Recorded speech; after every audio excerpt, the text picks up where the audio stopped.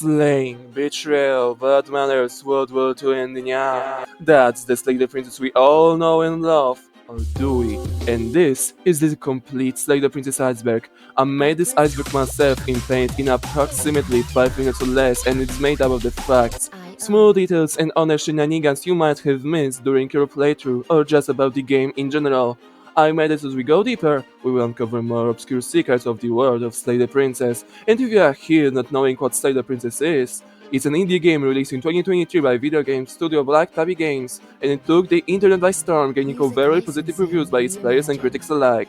Its premise is extremely simple. You are on a dark path in the woods, and the end of the path is a cabin. In the basement of that cabin is a princess. You are here to slay her. If you don't, it will be the end of the world. With that out of the way, so let's start from the tip of the iceberg. This one should be pretty obvious for anyone who has played or has seen play the game before. Let me explain. The appearance of the princess shifts drastically on how we see and think about her. If we believe she's a harmless damsel in distress waiting for her hero to come, she will become one. If we take the blade thinking she actually is dangerous, she'll be more than capable to prove to ourselves how right we were. Her powers come from our thoughts alone. She becomes the whatever thing we imagined her to be. That's why on so many occasions the narrator reassures us that she is just a princess, even though she clearly is not, because dwelling on her being a world-ending force would make your dreams come true, and just, she is the Perception Princess. It's the official name of our protagonist, the very one we control and play as. At least the name of the godly being we awakened in the last act of the game. It plays very well into our character traits. Stagnation, being overly the top of a fan of not crossing our comfort zones at all, and being the passive player, always reacting and never acting. On many stages of the game, routes, etc., the appearance of our hero is hinted. In the unequal fight against the adversary where she splashes our face into bits and our body parts all over the place. In Tower, when she blatantly just calls out what you really are. Or when Smitten offers the Thorn clothing of your feathers, or whenever we see our rigid heading actions, it becomes very apparent what we are when we crack up the brightness of diffraction in the mirror, a humanoid bird. When our perception of the princess changes, not only does her appearance change up, but also the tiara she wears. In Prisoner, her tiara is made out of the chains to enforce the whole idea that she is, in fact, a prisoner, locked behind bars in chains. In which, out of the twigs to show her connection to the nature that will devour you both whole the moment you try to murder each other again. Or because she is a cat girl, I don't know. Or that's Tower's one that closely resembles a halo of sorts to emphasize her godly power and connections. Neat detail for sure. Or you don't know what the look is? Everybody knows what the look is, even he knows about the look. But jokes aside, it's a dialogue option available in the chapter Mutually Assured Distraction or Empty Cup.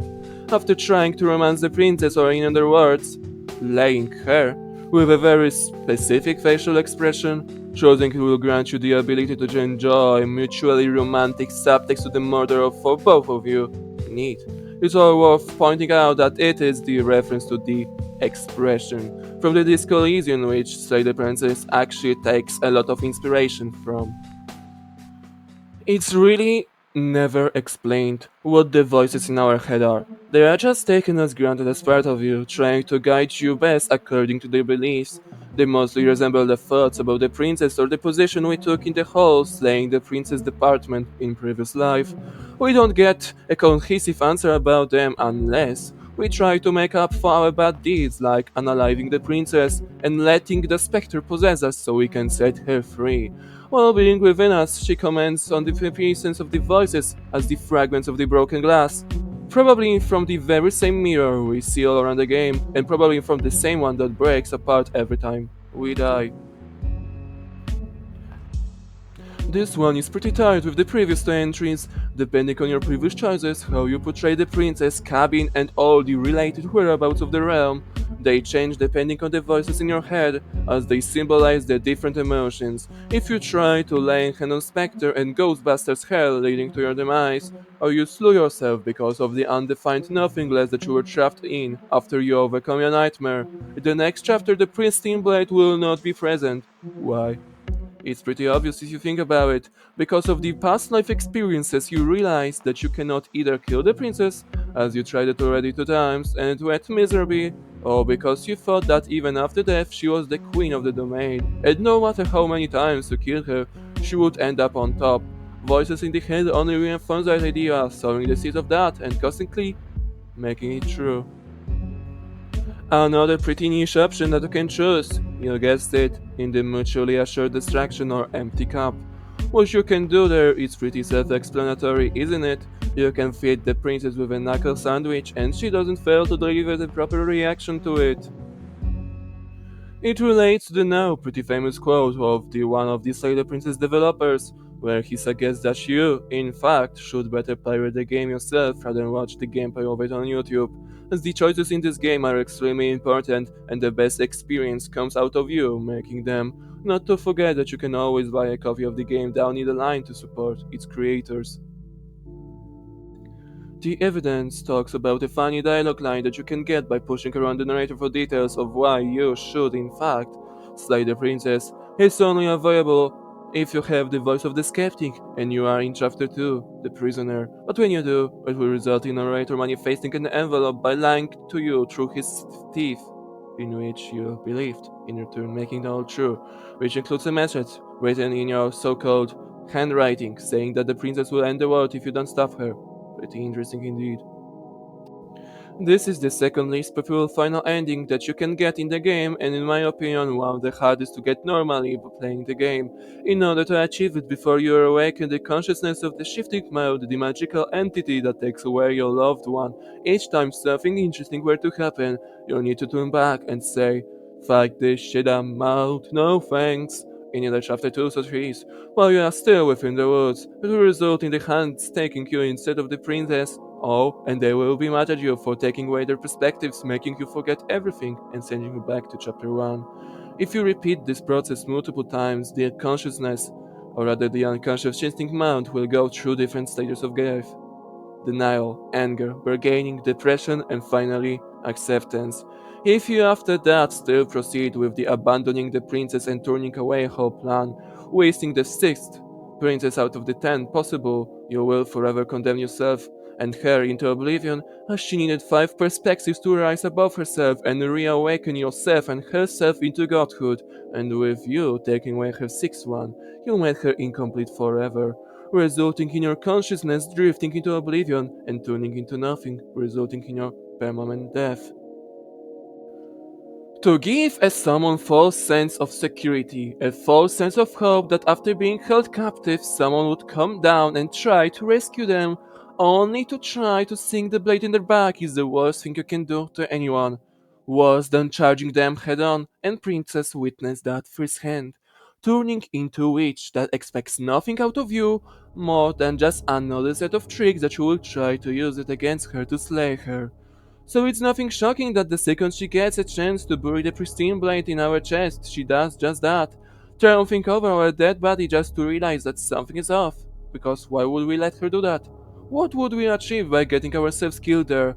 On the surface level, she turns into Thorn, who has now some remorse and doubts in correctness of her actions, but the inside she is still the very same witch, who holds a grudge against us and will take every opportunity to screw us over, if it meant condemning herself to pain the moment we shattered the trust of the Thorn, letting the witch take the complete control over her.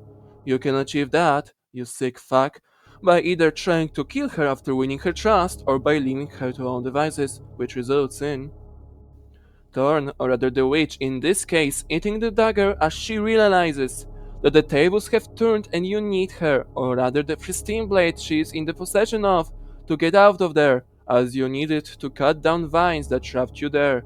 The scene is pretty gruesome if you look at it from the distance, coughing with blood and stuff, or you can try to stop her from eating the tool, not because of your goodwill and her health, but because without the blade both of you are trapped here forever. The entity takes her before you get a chance to take the blade from her.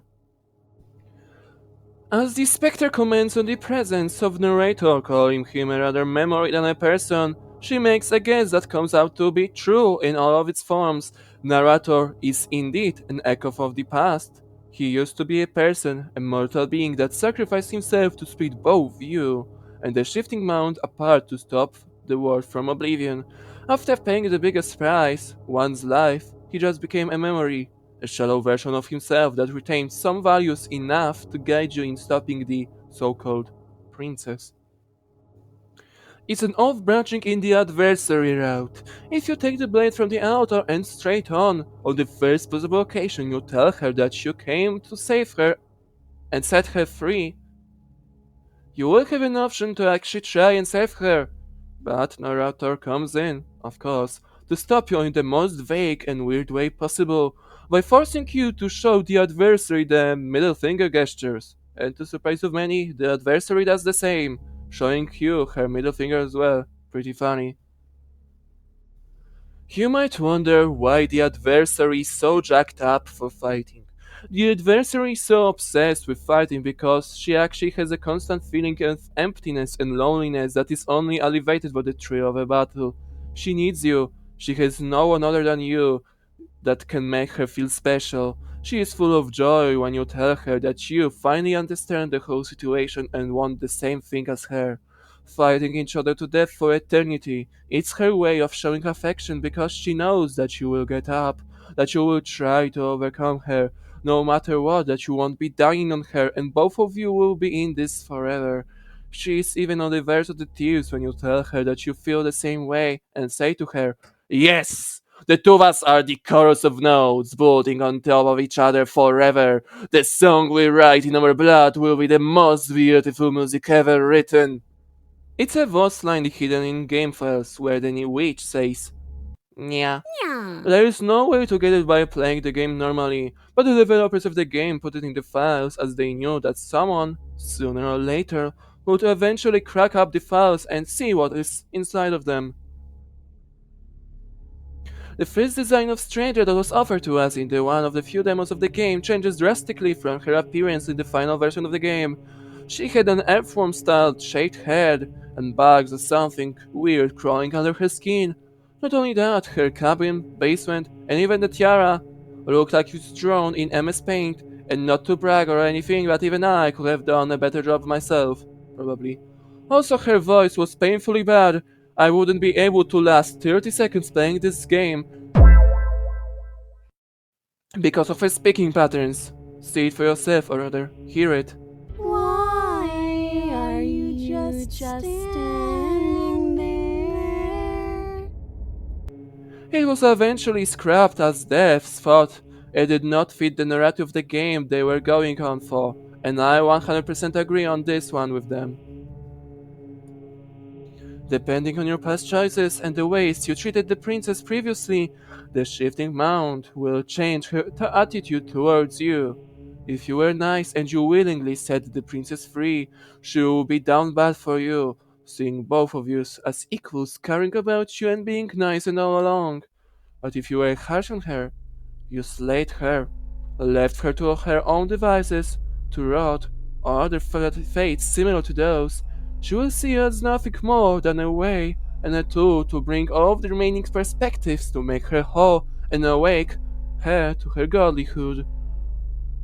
Another abandoned idea from the Demos. This voice was supposed to be a replacement, or rather was the second voice you would meet in the second chapter of The Razor. Here are some of his voice lines. Scraping? She's not even trying to hide her knife. There's something wrong with that voice. I can hear her bloodlust. We're not falling for it. She's tricking us. Can't you hear that threatening edge to her voice? She just wants us to get close, to let our guard down. Then it'll all happen again. He slightly resembles a paranoid, so that's probably a good thing he got replaced, as he is not entirely original in the comparison of the cast of your sweet schizophrenia voices. Another entry exclusive from the demos, based on the Twitter posts, and I quote, "Originally the game was going to be a much slower burn, and you would have had to go through a couple of loops before you started to see more monstrous forms of the princess. Abandoned that pretty quickly out of the fear branching would be unmanageable, and game would be too repetitive. Before the direct score cut, a playthrough was going to be a single route spread across 5 or 6 longer chapters. which is why the cabin doesn't change much in the original version of the demo. We needed to give ourselves more time for those changes to set in. There is truly no other princess that the narrator hates as much as the wild. Or rather, when you think about it, it's the only one he really despises. When it comes to the rest, he is really never emotional about any of them. He never really talks about them in anger. He always keeps his cool, having maxed out composure in the Disco Elysium. He always refers to them nonchalantly, as he was just describing them, without being too biased, other than just instructing us to slay her. But it all changes when we get to the wild.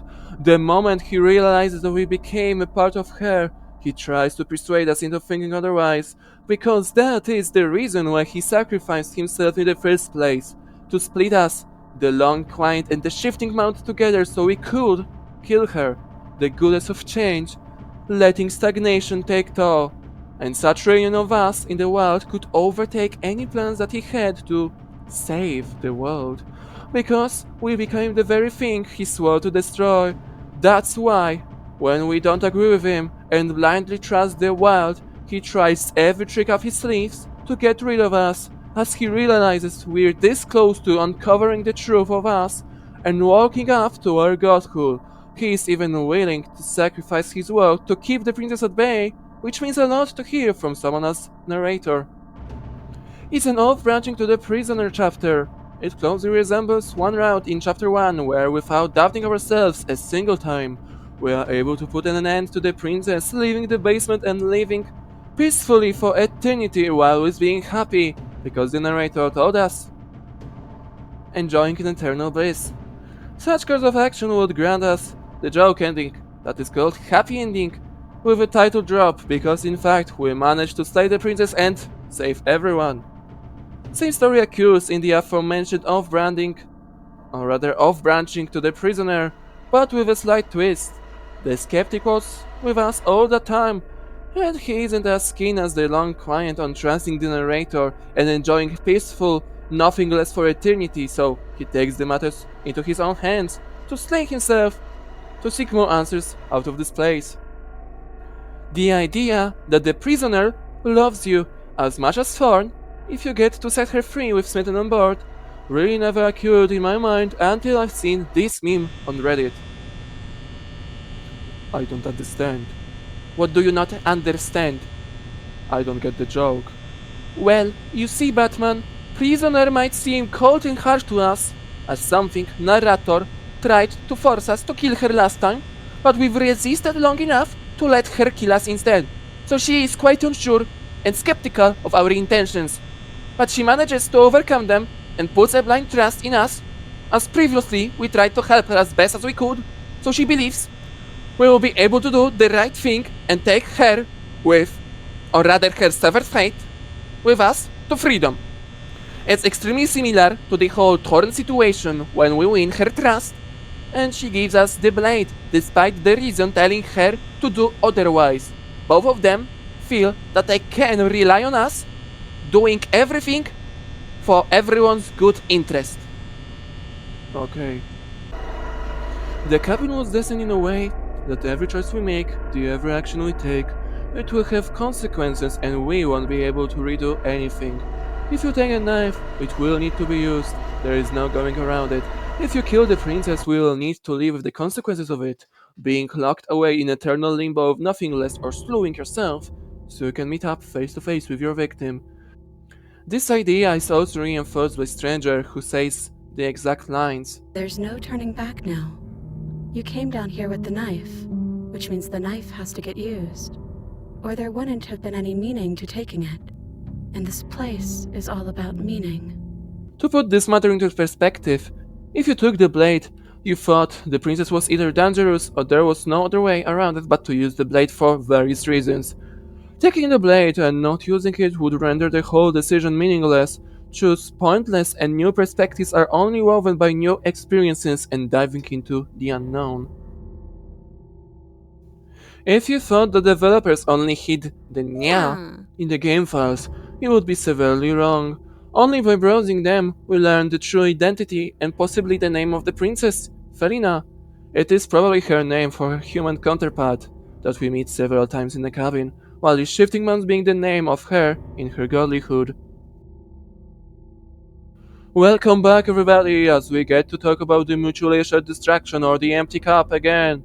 Hooray! Many of you probably know the line, "Behold, the perfect woman," delivered by the Stubborn, played by the voice of the Stubborn. What is the lesser known fact about it is that there's actually a pretty hefty build up to it. If we try to do every possible passive aggressive or just straight up violence option, the Stubborn will fawn over the Raison in every goddamn possible scenario, making Smitten pale in comparison. So, who was the biggest simp of them after all? Guess which chapter this is? Yes, mutually assured distraction or the empty cup. Again. You might say this entry is too far-fetched and some imbecile that cooked such an outlandish theory that even the matpat after 5 gallons of vodka would not be able to come up with this tomfoolery, and that very same imbecile had to place in this list for no reason, and I would agree. But anyway, Narrator uses here the idiom "a bridge too far," which didn't exist until General Frederick Browning had used it in his book in 1974 as the commentary of the World War II Operation Market Gardener. This implies that the actual Slayer Princess happened somewhere around this timeline, or rather World War II happened as a canon to the events of the Slayer Princess. That, or as they've said it in the response to the theory, that there was also a different bridge that was too far in the universe. But I'm not going to tell you which of these one is more probable, as we learned so far that the cabin is a place of reception and whatever you believe is true will become as one. So we came to the end of the video. If you are still here, I am very grateful and happy that you liked this iceberg that I put a lot of effort into. I've created the brand new Discord server, so if you want to become a bigger part of this community, you know what to do.